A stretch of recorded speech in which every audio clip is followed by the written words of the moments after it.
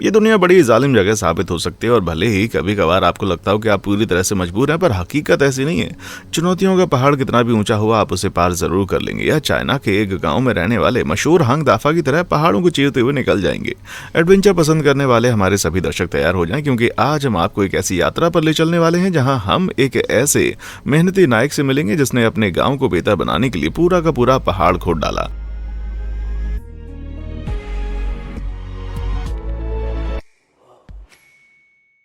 सबसे पहले आपके मन में सवाल आ रहा होगा कि हांग दाफा आखिर हैं कौन और वो किसी बड़े से पहाड़ को भला क्यों खोदने लगे। सब बताएंगे, थोड़ा सब्र कीजिए। दाफा से जुड़ी लगभग हर बात किस्से कहानी से घिरी हुई है, इसलिए इतनी सारी अफवाहों और झूठी बातों को खंगालना कोई पहाड़ तोड़ने से कम काम नहीं था। इस शख्स के बारे में बहुत कम जानकारी उपलब्ध है, फिर भी जैसे जैसे करके मैंने जितना हो सके फैक्ट्स इकट्ठा किए हैं आपसे शेयर करने के लिए। हांग दाफा का जन्म हुआ था 1936 में साओ वांगबा में, जो पश्चिमी चाइना की गीजू पहाड़ियों में स्थित एक बेहद सुदूर और छोटा सा गांव है। बेहद छोटी और सुदूर से इस बस्ती में केवल 1200 लोग रहा करते थे और ये पहाड़ियों में लगभग 1200 मीटर की ऊंचाई पर बसा हुआ था। यानी ये एक ऐसा गांव था जहां बाहरी लोगों का आना जाना ना के बराबर था। हांग के माँ बाप एक बेहद छोटी उम्र में गुजर गए थे, जिसके बाद गाँव वालों और पड़ोसियों ने ही उनका पालन पोषण किया। उन्होंने सिर्फ कुछ क्लासेस तक ही पढ़ाई पूरी की थी और लगभग तय था कि आगे चलकर वे भी गाँव के ज्यादातर आदमियों की तरह किसानी बनेंगे। लेकिन इस गाँव में जीवन बिताना इतना आसान नहीं था और यहाँ के ज्यादातर लोग साल भर में 100 युआन भी नहीं कमाते थे, जो कि महीने के $1 के बराबर भी नहीं है। गांव में उस वक्त तक बिजली भी नहीं पहुंची थी, इसलिए खेतों का सारा काम अपनी खुद की ताकत लगाकर करना पड़ता था। खेती की आधुनिक मशीनें तो यहाँ एक सपना थी और गांव को बाकी की चाइना से जोड़ने के लिए कोई सड़क भी नहीं थी। गांव वालों को जरूरत का कोई भी सामान लेने के लिए सबसे नजदीकी शहर तक जाने के लिए पहाड़ों को पैदल पार करना होता था और बाजार में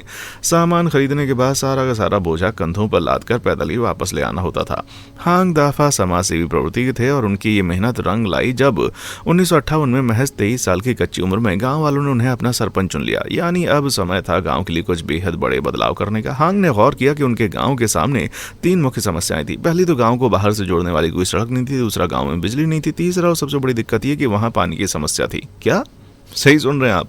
सारी समस्याओं के बाद गीजू इलाका जहां दाफा का गांव स्थित है सदियों से सूखे की मार झेलता चला आ रहा है। इलाके में जमीन के नीचे मौजूद नाजुक पत्थर धीरे धीरे नीचे धंस गए, जिसके कारण यहाँ कोई जगह जमीन बैठ चुकी है और इलाके के लिए बहुत ही बुरा है ये, क्योंकि सारा का सारा पानी सुराख के नीचे जाकर इकट्ठा हो जाता है और लोगों को पीने और खेती के काम आने वाली सतह जमीन जो है वो पूरी तरह से सूखी रह जाती है। शुक्र है कि गाँव के पास कोई मकाई और आलू की फसल उगाई जा सकती थी, पर गाँव वालों को साल भर यही 2 चीजें खाकर रहना पड़ता था। मुझे हर हफ्ते पिज्जा की खुराक न मिले तो मेरा दिमाग खराब हो जाता है भाई। कुछ सालों में तो सूखा इतना भीषण हो गया था कि मकाई की इतनी फसल भी नहीं होती थी कि 5 महीने चल पाए और गांव में बारिश का पानी इकट्ठा करने के लिए सिर्फ एक कुआं होने के कारण कभी कभी तो पीने के लिए भी पानी के लाले पड़ जाते थे। कुएं का पानी पूरी तरह से खत्म ना हो जाए इसलिए लोगों को पहाड़ में 2 घंटे की ट्रैकिंग करके ये बियाओ नामक गाँव तक पानी ले जाना पड़ता था और वहां पहुंचने पर अपने हिस्से का पानी भरने के लिए कभी कभी तो दिन भर लाइन भी लगानी पड़ती थी। जिंदगी एकदम नरक थी जहाँ हर कोई भूख प्यास और कुपोषण से जूझ रहा था। अब हांग समझ चुके थे कि बगैर किए कुछ काम नहीं चलने वाला, पर सवाल ये था कि करें तो करें क्या। ये तो सब जानते थे कि ये बियाओ में जरूरत से ज्यादा पानी है, लेकिन वो हांग के गांव से कई मील दूर था। यहाँ हर रोज पैदल चलकर जाना समस्या का स्थायी हल नहीं था। हांग ने सोचा अगर पानी लेने के लिए वहां तक जाने के बजाय पानी को किसी तरह अपने गाँव ले आए तो सुनने में किसी पागलपन सा लगता है ना। साओ वांगा से ये बियाओ तक जाने के लिए 3 पहाड़ और 10 टीले पार करने पड़ते थे और पानी से आप पहाड़ की चढ़ाई पार करने के लिए तो कह नहीं सकते। कहते हैं कि पानी आपकी मानेगा नहीं। यानी गांव एक बड़ी विकट समस्या में फंस गया था। साल 1959 में हांग ने बिना किसी ठोस प्लान के लेकिन ढेर सारी दृढ़ता और लगन के साथ अपनी कुदाल उठाई और सबसे पास वाले पहाड़ तक जाकर खुदाई शुरू कर दी। जी हाँ, उन्होंने कुदाल उठाकर पहाड़ खोदना शुरू कर दिया। लोगों ने पूछा क्या कर रहे हो, तो हांग ने जवाब दिया हाथ पर हाथ धरकर बैठने से अच्छा है कुछ कर लें, और अपने काम में जुट गए। आपको भी हाथ पर हाथ धरे रहने के बजाय एक एक्शन लेना चाहिए, जो है नीचे मौजूद लाइक और सब्सक्राइब बटन दबाना, क्योंकि ऐसा करने से हमारे किसी भी नए वीडियो के बारे में आपको झट से पता चल जाएगा। यकीन मानिए हमारे वीडियो आपको बहुत पसंद आएंगे। चलिए वापस चलते हैं टॉपिक पे। दाफा सुबह उठते थे, अपना गांव छोड़ देते थे और हाथों में एक कुदाल और आंखों में सिर्फ एक सपना लिए उस पहाड़ तक पहुंच जाते। अगर पानी को पहाड़ के ऊपर नहीं लाया जा सकता तो उसके बाद एक ही रास्ता बचता है, पहाड़ों को चीर कर पानी लाया जाए। आप सही समझ रहे हैं। दाफा का प्लान था पहाड़ के बीच से एक सीधी सुरंग खोदकर उस पार स्थित पानी को अपने गाँव तक ले आना। आसान से आसान परिस्थितियों में भी ऐसा करना बेहद मुश्किल होता है, लेकिन गीजू की पहाड़ियां किसी आम पत्थर की नहीं बल्कि बेहद सख्त ज्वालामुखी ज्वालामुखी पत्थर या बेसॉल्ट से बनी हुई है, जिसे खोदने के लिए दाफा की कुदाल जैसे सिंपल औजार काफी नहीं थे। ज्वालामुखी से निकलने वाला लावा जब बेहद तेजी से ठंडा होता है तो बेसॉल्ट पत्थर बन जाता है, जो मजबूती में लोहे से भी ज्यादा होता है। यानी कि एक ही पत्थर तोड़ने में इतनी मेहनत लगे कि दम निकल जाए, और यहाँ तो बात पूरा का पूरा पहाड़ खोदने की हो रही थी। शुक्र है हांग के हाथ कहीं से थोड़ा सा RDX लग गया, लेकिन ऐसे खतरनाक तत्वों से खिलवाड़ करने के बजाय मैं तो दूर ही रहता। पर हांग ने अपने गांव की सूरत बदलने के लिए किसी भी हद तक जाने के लिए सोच रखा था। उनकी इस मेहनत को गांव के दूसरे लोगों ने भी नोटिस करना शुरू कर दिया। हांग के अलग इरादे को देखकर लोगों को एक प्राचीन चीनी कहावत याद आ गई, जिसे वे बचपन से सुनते चले आ रहे थे। बहुत जमाने पहले यू गांग नाम का एक बूढ़ा शख्स था, जो चाइना के यू प्रांत में स्थित दो बड़े पहाड़ों के बीच अपने परिवार के साथ रहता था। वो दोनों पहाड़ियां इतनी जटिल थीं कि गांग के परिवार ने गांव से बाहर कभी कदम भी नहीं रखा था। 90 साल की उम्र में यू गांग ने आखिरकार उन पहाड़ों को खुद ही कुछ करने की ठान लिया। अब आप सोच रहे होंगे कि किसी पहाड़ से यूं ही छुटकारा तो नहीं पाया जा सकता, और यू गांग की वाइफ का रिएक्शन भी कुछ ऐसा ही था। लेकिन कोई भी चीज उन्हें अपना सपना पूरा करने की कोशिश से रोक नहीं पाई। अपने इरादे में एकदम अटल इस बुजुर्ग ने अपने बेटों और पोतों के साथ हाथ में कुदाल उठाई और सबको लेकर पहाड़ पर पहुंच गए। वहां उन्होंने कमर तोड़ मेहनत की और खुदाई में निकलने वाले पत्थरों को समंदर में फेंकते रहे। पूरा परिवार मिलकर करीब 1 साल तक मेहनत करता रहा, पर नतीजा लगभग ना के बराबर था। फिर एक दिन किसी फकीर ने गांग से पूछा, तुम तो इतने बूढ़े हो चुके हो, इतना बड़ा पहाड़ आखिर कैसे तोड़ोगे? यू गांग ने जवाब दिया, मेरे मरने के बाद मेरे बेटे और उनके बाद उनके बेटे और मेरी आने वाली सभी पीढ़ियां इस काम में जुटी रहेंगी। पहाड़ की ऊंचाई बढ़ेगी नहीं बल्कि कमी होगी। युगांग की बात उन दो पहाड़ों के देवताओं ने सुन ली और उन्हें डर सताने लगा कि ये परिवार पहाड़ को पूरी तरह से खत्म करने से पहले हार नहीं मानेगा। दोनों देवता अपनी समस्या लेकर स्वर्ग के सम्राट के पास गए और सम्राट युगांग के जज्बे और इरादे से इतना खुश हुआ कि उन्होंने दोनों पहाड़ों को कहीं और जाकर बसने का हुक्म दे दिया। क्या सुंदर कहानी है ना। मैटर ये नहीं करता कि नतीजा क्या हुआ, बल्कि ये करता है कि उसे पाने की आपने कोशिश कितनी की थी। किसी ने सच ही कहा था कि पक्की लगन और कड़ी मेहनत कभी बर्बाद नहीं जाती, और युगांग की तरह दाफा भी इस सबक से अच्छी तरह से वाकिफ थे। उन्होंने हार नहीं मानी, अपने मकसद में जुटे रहे और रोजाना पत्थर दर पत्थर अपनी सुरंग को आगे बढ़ाते रहे। ये वाकई में एक कमर तोड़ काम था, लेकिन 13 साल की मेहनत के बाद जब उनकी कुदाल ने सुरंग का आखिरी पत्थर तोड़ा तो उस बाहर रोशनी देखकर दाफा के मुंह से राहत की कहा निकल गई। 13 साल चलने वाली 330 फीट लंबी खुदाई के बाद आखिरकार उनकी मेहनत रंग लाई। पर अफसोस कि उनकी ये खुशी ज्यादा देर नहीं चली। उनका दिल एकदम से बैठ गया जब उन्हें एहसास हुआ कि पहाड़ के उस पार भले ही पानी मौजूद था, पर वो अपने आप उनकी सुरंग में प्रवेश नहीं कर सकता था। हताश और निराश होकर दाफा ने अपनी कुदाल उठाई और धीरे धीरे वापस अपनी गांव की ओर बढ़ चले। माना कि हांग अपने मकसद में कामयाब नहीं रहे, पर फिर भी उनकी मेहनत पूरी तरह बेकार नहीं हुई, क्योंकि सुरंग ने साओ बांग वासियों को पहाड़ पार करने का एक शॉर्टकट रास्ता दे दिया। लेकिन असल समस्या अभी खत्म नहीं हुई थी। मुझे ये तो नहीं पता कि दाफा की सुरंग में एग्जैक्टली क्या गड़बड़ थी, लेकिन मैं अंदाजा जरूर लगा सकता हूँ कि किसी पहाड़ के आर पार सुरंग बना देने भर से उसमें पानी नहीं बहने लगता, बल्कि पानी को एक दूसरी जगह से लाने के लिए ग्रेविटी की जरूरत पड़ती है। वही बल जो हमें धरती की सतह से अंतरिक्ष में उड़ने के लिए बचाता है।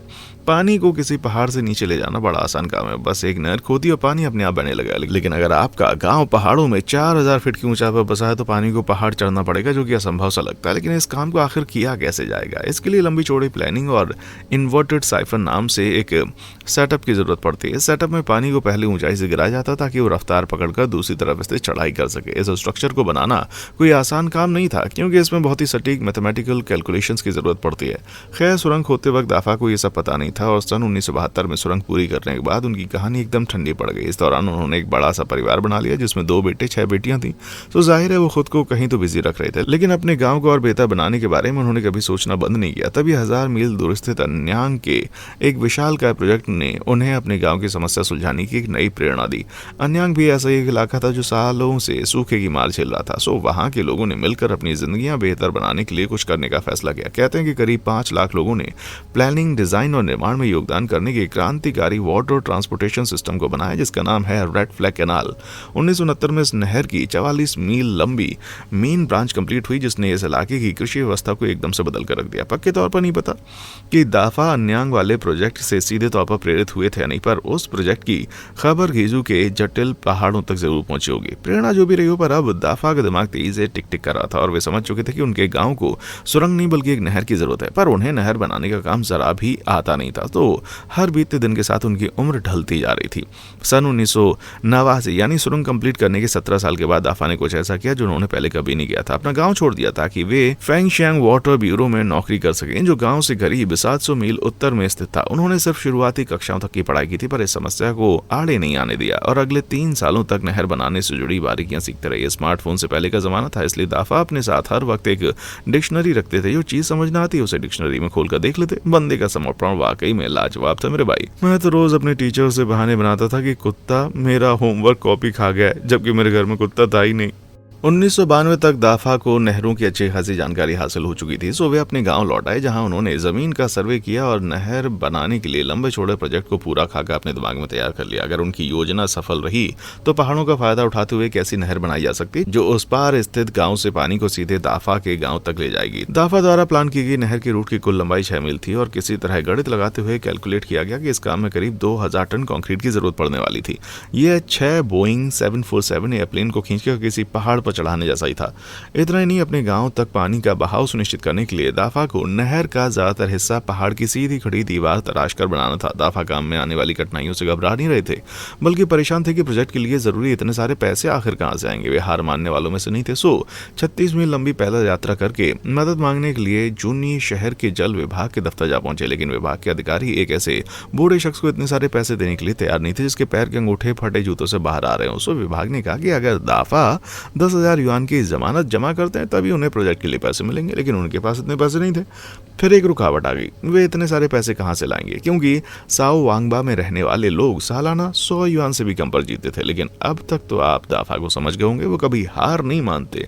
वे अपने गांव लौटे और गांव वालों से जो भी हो सके मदद करने के लिए कहने लगे। कुछ लोगों ने तो दाफा का मजाक उड़ाकर ये कहते पैसे देने से मना कर दिया कि तुम पिछली बार भी नाकाम हुए थे, इस बार भी हो गए। लेकिन इस बार दाफा अपने प्लान को लेकर बहुत ही कॉन्फिडेंट थे और मानो किसी चमत्कार के चलते उन्होंने जैसे तैसे करके 10,000 युआन जुटा लिए। ये पैसे लेकर वो जल विभाग वालों के पास गए, जिन्होंने जमानत के लिए उनको जमा करके 60,000 युआन के साथ भूखे गांव वालों का पेट भरने के लिए ढेर सारी मकाई भी दे दी।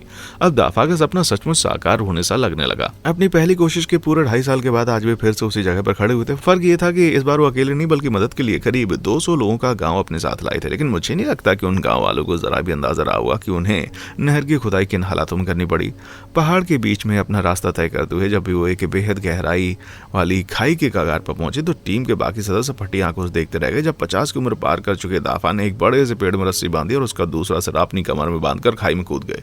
क्या वो पागल नहीं हो गए थे? नहीं, उनका ये तरीका भले ही बड़ा खतरनाक था, पर इस तरह खुदाई करने के लिए कोई दूसरा तरीका उपलब्ध ना होने के कारण वे कर भी क्या सकते थे। खाई की सीधी खड़ी दीवार में खुदाई ना करने से नहर का पूरा रूट गड़बड़ हो जाता और पानी दाफा के गांव तक नहीं पहुंच पाता। सो पेड़ से लटकते हुए दाफा ने अपनी कोदाल उठाई और खाई की सीधी खड़ी दीवार में खुदाई शुरू कर दी। उनकी कहानी पहले ही इतनी रोमांचक थी, उस पर वो इतने सालों से गहरा राज छुपाते चले आ रहे थे। उन्हें ऊंचाइयों से बहुत डर लगता था, लेकिन अपने डर से भागने के बजाय उन्होंने सीधा डटकर उसका मुकाबला करने की ठानी, भले ही उसके लिए उन्हें 1000 फुट ऊंची खाई में गिरकर कचूमर बन जाने का खतरा ही क्यों न उठाना पड़ा हो। दाफा की हरकत देखकर गांव वाले भी भागे नहीं, बल्कि वे भी प्रेरित होकर हाथों में कुदाल उठाकर खुदाई में अपना हाथ बटाने लगे। लेकिन एक साथ 200 लोगों के मिलकर खोदने पर भी काम बड़ा ही धीरे धीरे आगे बढ़ रहा था। एक बार जब पत्थर खोदकर जगह बनाने के बाद अब इतनी खतरनाक ऊंचाई पर स्थित नहर को शेप देने के लिए सीमेंट ले जाने की जरूरत थी, लेकिन ऊपर पहाड़ी तक जाने के लिए कोई भी सड़क मौजूद नहीं थी। सो गाँव वालों ने सीमेंट को घोड़ों और कभी कभार खुद अपनी पीठ पे ले जाकर ऊपर नहर तक पहुंचाना शुरू कर दिया। कंक्रीट जैसी भारी चीज को पहाड़ की खड़ी चढ़ाई पर ढोना बहुत ही मुश्किल और धीमा काम है, लेकिन दाफा के पास ज्यादा वक्त नहीं था। सो वे असली बिल्डिंग मटेरियल आने का इंतजार किए बगैर नहर को बांस और मिट्टी के लेप से शेप देकर आगे बढ़ाते रहे। 30 सालों के कठिन परिश्रम के बाद साओ वांगबा का अपना खुद का यू गोंग सचमुच पहाड़ों को सरकाने वाला था, पर अफसोस उसके बदले उन्हें अपने परिवार से लंबे समय तक दूर रहना पड़ता था। वे इस काम के प्रति इतने समर्पित थे कि वहीं गुफाओं में सोते थे ताकि अगले दिन तड़के उठ के ही काम करना शुरू कर दें। गर्मी बीत गई, फिर सर्दियां आ गई, लेकिन कोई भी मौसम दाफा को खुदाई करने के काम से रोक नहीं सका।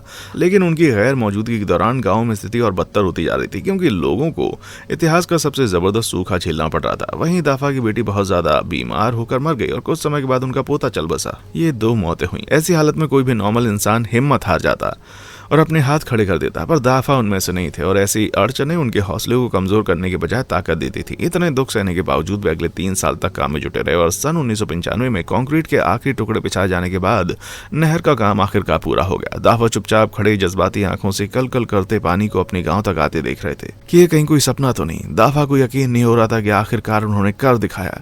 इस बार उनकी मेहनत रंग लाई थी। सो जाहिर है दाफा इस मौके पर बेहद भावुक थे। पूरे के पूरे साओ वांगबा में खुशी की लहर दौड़ गई, क्योंकि कोई जिंदगी में पहली बार उन्हें कोसों लंबी और कठिन ट्रैकिंग किए बगैर अपने गांव में ही पानी पीने के लिए मिल रहा था। वाकई में ये कैसी कामयाबी है जिस पर पहली बार में तो यकीन करना बहुत मुश्किल है। इतना ही नहीं, बचे हुए पानी को खेतीबाड़ी में इस्तेमाल किया गया ताकि फसलों को सिर्फ बारिश के भरोसे न छोड़ा जाए। अगर आप जिंदगी भर तरह तरह की फसलें और खाने पीने की चीजें देखते आए हैं तो आपके लिए कोई बड़ी बात नहीं होगी, लेकिन जिन लोगों ने पीढ़ियों से महज आलू और मकई खाकर गुजारा किया हो उनके लिए किसी चमत्कार से कम नहीं था। सिंचाई की सुविधा उपलब्ध होने के कारण गांव वालों ने फसल में 118 एकड़ की वृद्धि की, जिससे किसी समय बंजर सी दिखने वाली जमीन हरे मैदान सी लहला उठी। कंपैरिजन के लिए बता दें कि पोप का शहर वेटिकन सिटी महज 108 एकड़ में बसा हुआ है, जबकि वो एक पूरा का पूरा देश है। अब गांव वाले तरह तरह की नई फसलें उगा सकते थे, जिसमें अंगूर, अखरोट, काली मिर्च और सबसे जरूरी चावल की पैदावार शामिल थी। नहर बनाए जाने से पहले यहाँ चावल को बहुत ज्यादा कीमती माना जाता था। आज गांव के किसान साल भर में 8.5 लाख पाउंड से भी ज्यादा चावल पैदा कर रहे थे। खेती बाड़ी सिर्फ एक ऐसा काम नहीं रह गया था जिसे लोग महज गुजारा करने के लिए करते हो, बल्कि इसमें सचमुच का मुनाफा होने लगा था।